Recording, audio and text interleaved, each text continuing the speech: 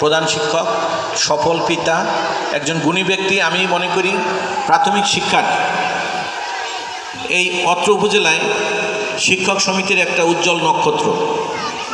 আমি গত 21শে সেপ্টেম্বর আমি মাসিক সমন্বয় সভায় আমি বলেছিলাম যে আপনি পিআরএলের অন্তত একটা বছর আপনি বিদ্যালয়ে আসবেন, আগের মতোই কাজ করবেন।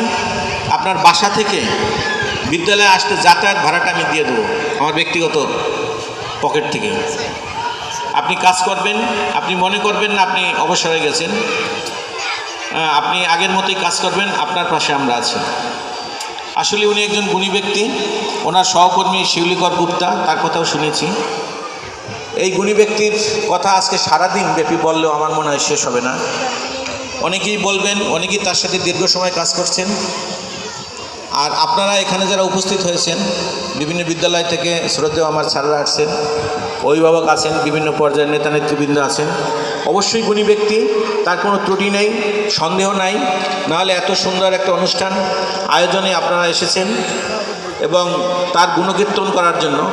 মানুষ সামনাসামনি কিন্তু গুণকীর্তন করে।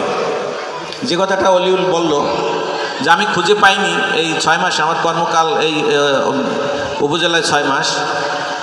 আমি আসলেই কিন্তু এটা তার সামনে বলে বলছি না, তার কোনো ত্রুটি আমি পাইনি।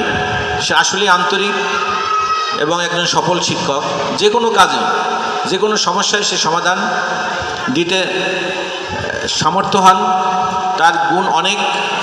এখানে যারা মঞ্চে আছেন, অত্র ক্লাস্টারের সহকারী উপজেলা শিক্ষা অফিসার থেকে শুরু করে যারা মঞ্চে আছেন, সবাই তার গুণগান করবেন এবং কেউই ত্রুটির কথা, আমার মনে হয় না কোনো ত্রুটি তার খুঁজে পাওয়া যাবে।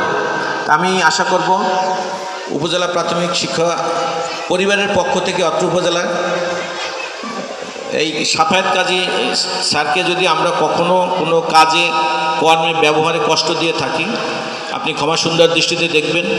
শিউলিকর গুপ্তাকেও বলছি যে আপনি যদি প্রাথমিক শিক্ষা পরিবারের পক্ষ থেকে কোনো কষ্ট পেয়ে থাকেন, সেটা নিজ গুণে ক্ষমা করে দিবেন। আপনাদের দুজনেরই দীর্ঘায়ু এবং সুস্বাস্থ্য কামনা করছি এবং আপনাদের পরামর্শে আমরা প্রাথমিক শিক্ষাকে এগিয়ে নিয়ে যেতে চাই, এই আশাবাদ ব্যক্ত করে আমি আমার বক্তব্য শেষ করছি। ধন্যবাদ সবাইকে। ভালো থাকবেন।